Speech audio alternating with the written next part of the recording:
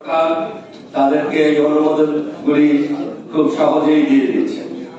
আমরা প্রথমে চিটং পোর্টে আমাদের জাহাজের অগ্রাধিকার হারিয়েছি। ভারতের একটা জাহাজ আর বাংলাদেশের একটা জাহাজ একসাথে আসলে ভারতের জাহাজ আগে সার্ভিস পায়, আপনারা জানেন। বাংলাদেশের পোর্টে বাংলাদেশের স্বাধীনতা বা সার্বভৌমত্ব নেই, মোংলা পোর্টও হস্তান্তর হয়ে যাচ্ছে।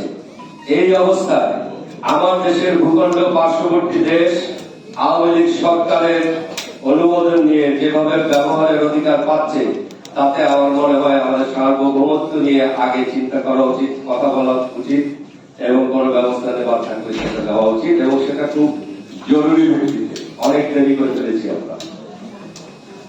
এবার আসি আমরা গণতন্ত্র পুনরুদ্ধারের ব্যাপারে।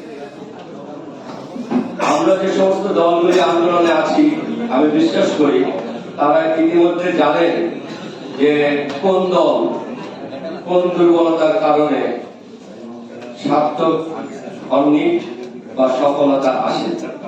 কাজে এই দুর্বলতাগুলি নিয়ে খুব বেশি আলোচনা করতে চাই না।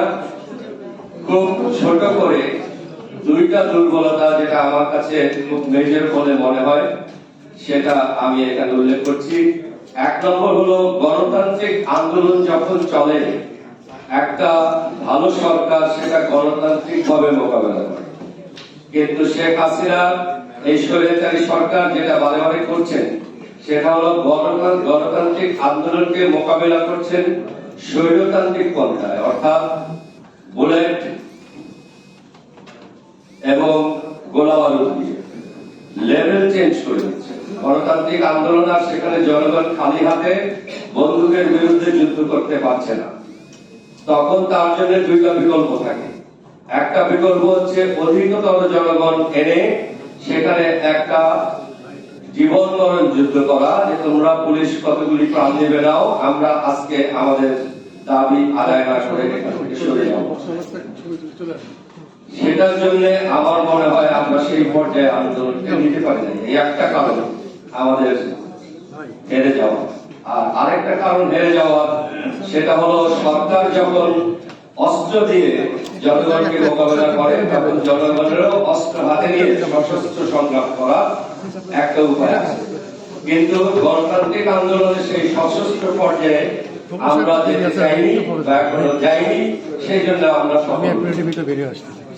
এখন তাহলে উত্তর হচ্ছে যে, খুব সংক্ষেপে যদি আমি বলি, এই গণতান্ত্রিক আন্দোলন সফল হবে যখন আমরা সব দল একসাথে হতে।